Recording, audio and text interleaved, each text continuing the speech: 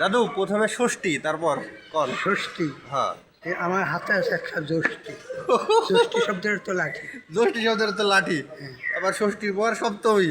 হ্যাঁ, সপ্তমী। হ্যাঁ, এই সমস্ত মিলা যে কথার নাই আমার কাছে কোনো কমি। তারপরে অষ্টমী। অষ্টমী, আমি ছোট সময় করছি অনেক দুষ্টুমি। ও ফাইন, তারপর নবমী দাদু। নবমী, তো ইয়া নবমী, হুম, তোমাদের বাড়ি আমি যাবো নি। তোমাদের বাড়ি আমি যাবো। তারপর দশমী দাদু। দশমী, হ্যাঁ,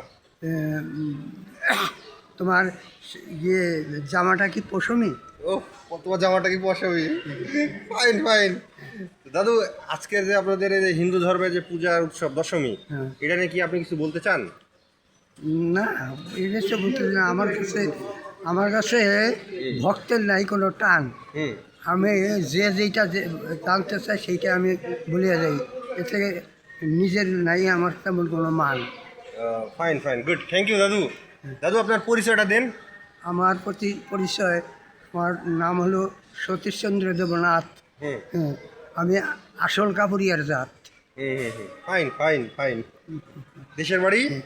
দেশের বাড়ি বরিশাল। হুম, ধান নদী খাল, তিনি বরিশাল। তিনে বরিশাল। দাদুর বাচ্চা কাচ্চা, ওয়াইফ টোয়াইফ? আমার বাচ্চা হলো 2 ছেলে 2 মেয়ে। হুম এই তাদের কাছে আমি থাকি না চেয়ে। হুম, ফাইন। আর দিদা দিদা হ্যাঁ, আপনার আপনার স্ত্রী? হ্যাঁ, হ্যাঁ, একেবারে আমার মতোই সরল সিধা।